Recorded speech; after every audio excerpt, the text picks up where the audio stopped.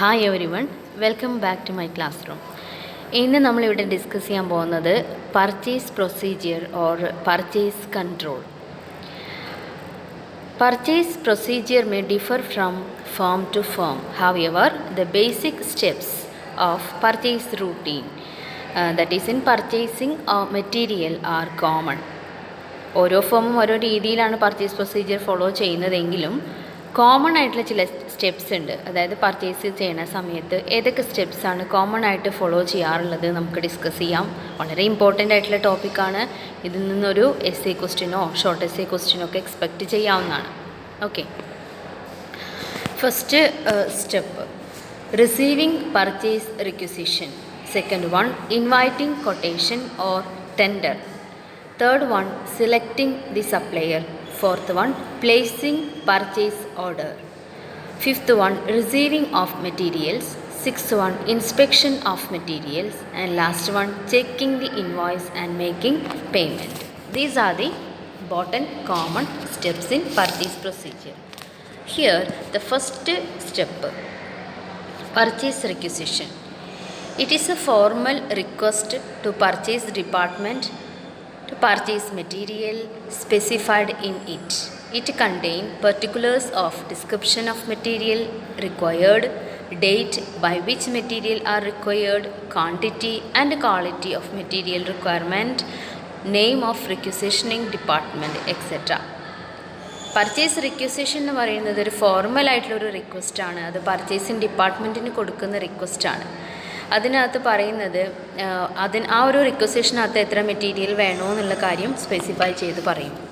അപ്പോൾ material purchase ചെയ്യുന്ന ഒരു പ്രത്യേക ഇൻഫർമേഷൻ വെച്ചുകൊണ്ട് തയ്യാറാക്കുന്ന ഒരു formal റിക്വസ്റ്റാണ് purchase requisition.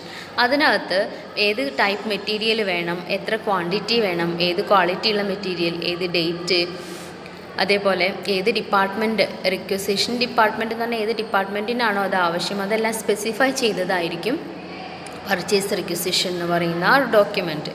It is prepared by the store keeper for regular items. ഇത് പ്രിപ്പയർ ചെയ്യുന്നത് സ്റ്റോർ കീപ്പറാണ്. റെഗുലർ ഐറ്റം ആണെങ്കിൽ, കോമൺ ആയിട്ടുള്ള ഐറ്റം ആണ്, കോമൺ മെറ്റീരിയൽ ആണെങ്കിൽ അത് സ്റ്റോർ കീപ്പർ ആയിരിക്കും പ്രിപ്പയർ ചെയ്യുന്നത്.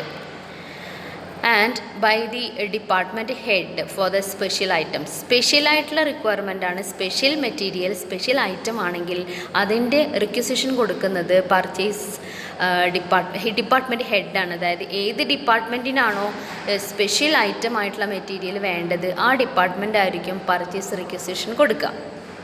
അതെല്ലാം കോമൺ ആയിട്ടുള്ള മെറ്റീരിയലാണ് വേണ്ടെങ്കിൽ ആ റിക്വസിഷൻ കൊടുക്കുന്നത് സ്റ്റോർ കീപ്പർ ആയിരിക്കും. It is approved by the executive or work manager. ഈ റിക്വസിഷൻ എക്സിക്യൂട്ടീവ് അല്ലെങ്കിൽ വർക്ക് മാനേജർ അപ്രൂവ് ചെയ്തിട്ടുള്ളതായിരിക്കണം. It is generally prepared in triplicate. 3 കോപ്പിയാണ് ജനറലായിട്ട് പ്രിപ്പയർ ചെയ്യുന്നത്. Original send to purchase department, duplicate retained by the storekeeper and storekeeping department for, and next one for initiating department. അതായത് ഇവിടെ നമ്മൾ പറയുക 3 റിക്വസിഷനാണ് prepare ചെയ്യുക അല്ലേ. അതിൽ ഒരെണ്ണം പർച്ചേസ് ഡിപ്പാർട്ട്മെൻറ്റിലേക്ക് സെൻഡ് ചെയ്യും. ഓക്കെ, ഒന്ന് സ്റ്റോർ കീപ്പർ തന്നെ പ്രിപ്പയർ ചെയ്യുന്ന ആൾ തന്നെ, ഇനീഷ്യേറ്റിംഗ് ഡിപ്പാർട്ട്മെൻറ്റ് ഏതാണോ അവർ തന്നെ അത് കീപ്പ് ചെയ്യും ഒരെണ്ണം. ലാസ്റ്റിൽ ചെയ്യുന്നത് എന്താണ്, ഓർഗനൈസിങ് എക്സിക്യൂട്ടീവ് ഓഫീസർ ഫയൽ ചെയ്ത് വെക്കും. ഒരെണ്ണം ഫയൽ ചെയ്ത് വെക്കും, ഒന്ന് എഴുതി തയ്യാറാക്കിയ ഡിപ്പാർട്ട്മെൻറ്റ് കീപ്പ് ചെയ്യും, ഒരെണ്ണം പർച്ചേസ് ഡിപ്പാർട്ട്മെൻറ്റിന് കൊടുക്കും. ക്ലിയർ അല്ലേ? അപ്പോൾ പർച്ചേസ് റിക്വസിഷൻ തയ്യാറാക്കലാണ്. എത്ര മെറ്റീരിയലാണോ ആവശ്യം അതിനനുസരിച്ച് ഫോർമലായിട്ടുള്ളൊരു റിക്വസ്റ്റ് തയ്യാറാക്കി വയ്ക്കുന്ന പ്രോസസ്സാണ് first. Second one, inviting quotation and tenders. Tenders invite ചെയ്യുക, കൊട്ടേഷൻ ഇൻവൈറ്റ് ചെയ്യലാണ് അടുത്ത സ്റ്റെപ്പ്. പർച്ചേസ് റിക്വസിഷന് ശേഷമുള്ള സ്റ്റെപ്പ് എന്ന് പറയുന്നത്.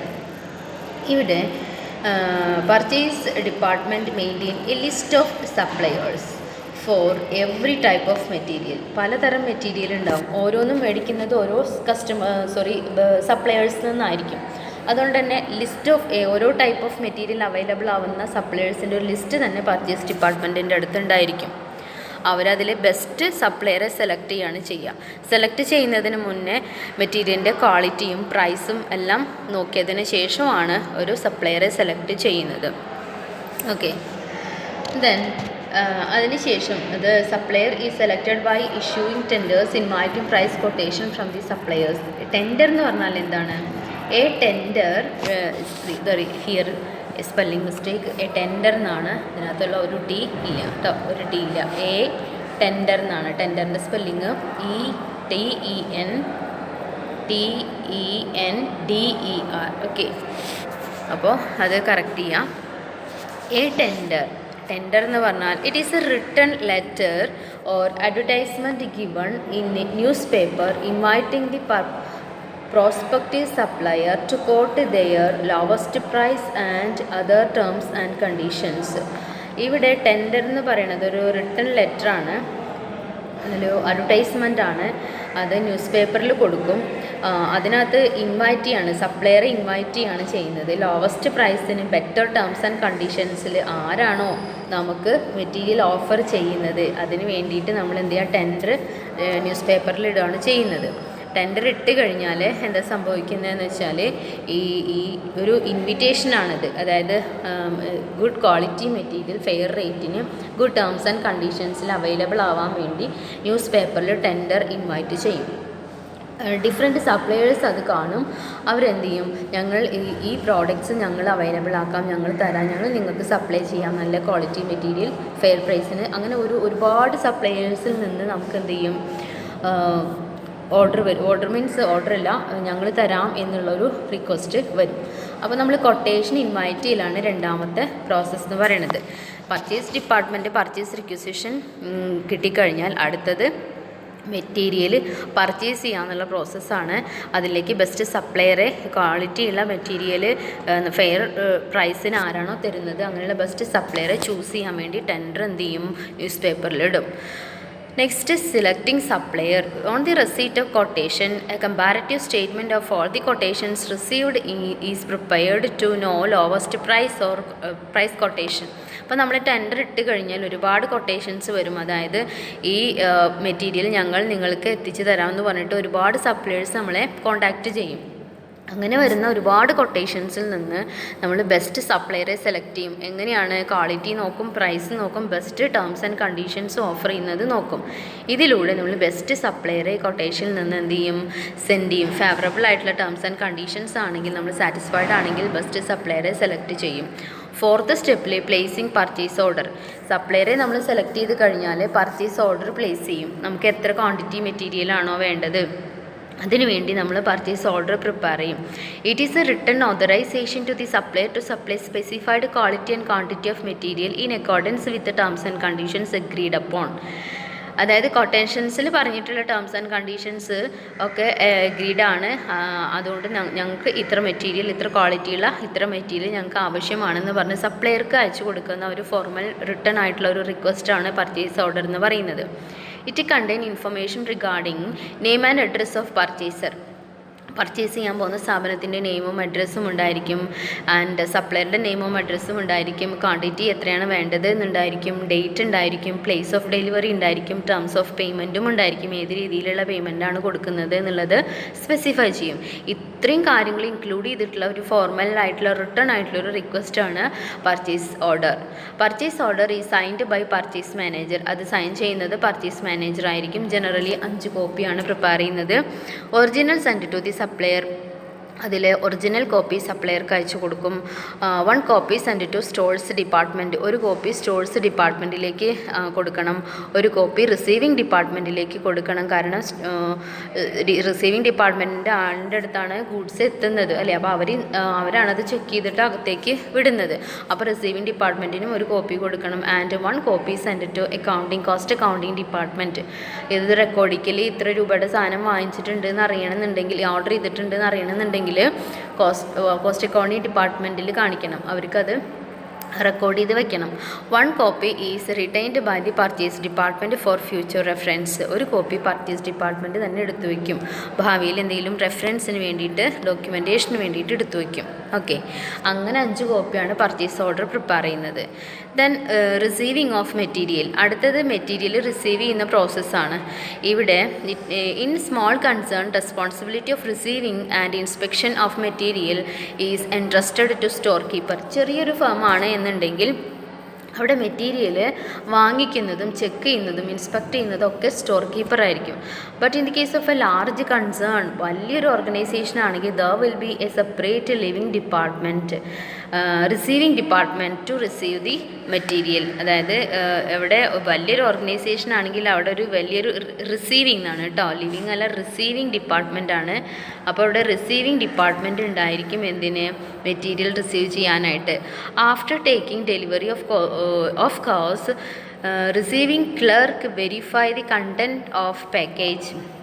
വന്നിട്ടുള്ള പാക്ക് കണ്ടൻറ്റ് ചെക്ക് ചെയ്യും, ക്ലർക്ക് ചെക്ക് ചെയ്യും, റിസീവിങ് ക്ലർക്ക് അതൊക്കെ ഇൻസ്പെക്ട് ചെയ്യും. അതിൽ നമ്മൾ പറഞ്ഞ പോലെ കൺസൈൻമെൻറ്റ് നോട്ട് നോക്കും, അതിൽ എത്ര ക്വാണ്ടിറ്റിയാണ് സ്പെസിഫൈ ചെയ്തിട്ടുള്ളത്, അത്രയും ക്വാണ്ടിറ്റിയിൽ അത്രയും പ്രൈസിനുള്ള മെറ്റീരിയൽ വന്നിട്ടുണ്ടോ, സപ്ലയർ അയച്ചിട്ടുണ്ടാവും ഈ കൺസൈൻമെൻറ്റ് നോട്ട്. അപ്പോൾ അതും മെറ്റീരിയൽ വന്നിട്ടുള്ള ഗൂഡ്സും തമ്മിൽ എന്ത് ചെയ്യും, ചെക്ക് ചെയ്യും.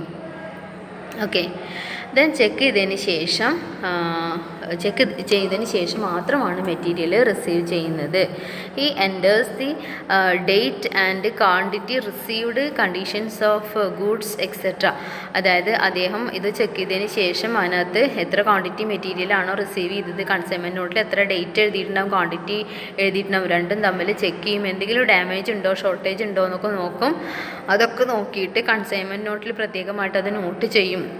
എന്തെങ്കിലും ഡാമേജ് ഉണ്ട്, ഷോർട്ടേജ് ഉണ്ട് എന്നുണ്ടെങ്കിൽ അതൊക്കെ നോട്ട് ചെയ്യും.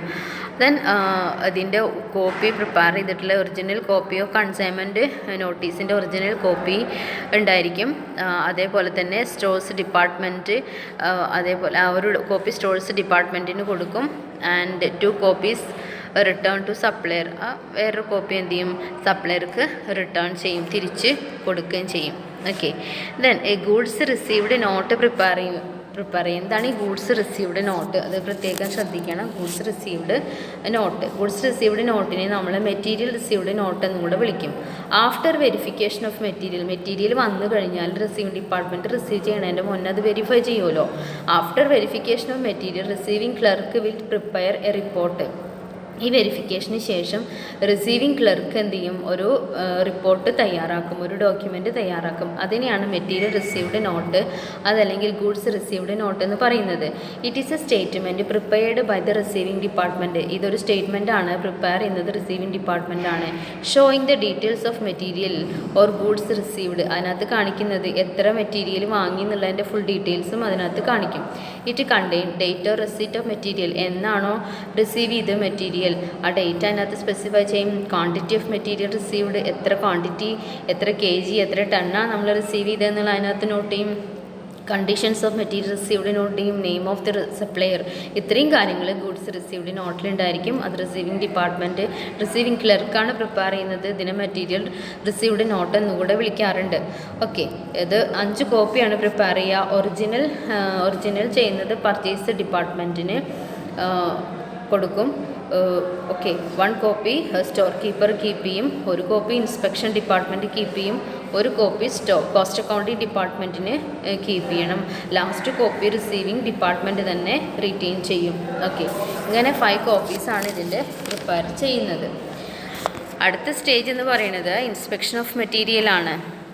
ഇൻസ്പെക്ഷൻ ഓഫ് മെറ്റീരിയൽ എന്ന് പറയുമ്പോൾ in a large concern there will be a separate inspection department. വലിയൊരു സ്ഥാപനമാണെങ്കിൽ എന്താ പറയുക, പ്രത്യേകമായിട്ടൊരു ഇൻസ്പെക്ഷൻ ഡിപ്പാർട്ട്മെൻറ്റ് തന്നെ ഉണ്ടായിരിക്കും. Receiving department has sent material along with copy of goods received note. Receiving department material receive ചെയ്തതിന് ശേഷം ഗൂഡ്സ് റിസീവ്ഡ് നോട്ടും ഈ ഗൂഡ്സും കൂടെ ഇൻസ്പെക്ഷൻ ഡിപ്പാർട്ട്മെൻറ്റിന് ഇൻസ്പെക്ഷന് വേണ്ടി സെൻഡ് ചെയ്യും. ഇൻസ്പെക്ഷൻ ഓഫീസർ ഇതിൻ്റെ ക്വാളിറ്റിയും സൈസും ക്വാണ്ടിറ്റിയും ഒക്കെ വളരെ ഡീറ്റെയിൽ ആയിട്ട് ഇൻസ്പെക്ട് ചെയ്യും. ഓക്കെ, എത്ര മെറ്റീരിയലാണ് റിസീവ് ചെയ്തിട്ടുള്ളത്, പർച്ചേസ് ഓർഡർ പോലെ തന്നെയാണോ റിസീവ് ചെയ്തിട്ടുള്ളത് എന്നൊക്കെ നോക്കും. ആഫ്റ്റർ ഇൻസ്പെക്ഷന് ശേഷം ടെസ്റ്റ് ചെയ്യും. ടെസ്റ്റിന് ശേഷം ഈ ഇൻസ്പെക്ഷൻ ഓഫീസർ ഒരു ഡീറ്റെയിൽ ആയിട്ടുള്ള റിപ്പോർട്ട് പ്രിപ്പയർ ചെയ്യും. അതിനെ നമ്മൾ വിളിക്കുന്നത് ഇൻസ്പെക്ഷൻ റിപ്പോർട്ട് എന്നാണ്, അല്ലെങ്കിൽ ഇൻസ്പെക്ഷൻ നോട്ട് എന്നാണ് വിളിക്കുക. ഓക്കെ, അപ്പോൾ ഇൻസ്പെക്ഷന് ശേഷം ഇൻസ്പെക്ഷൻ ഓഫീസറാണ് ഇത് പ്രിപ്പയർ ചെയ്യുന്നത് കേട്ടോ.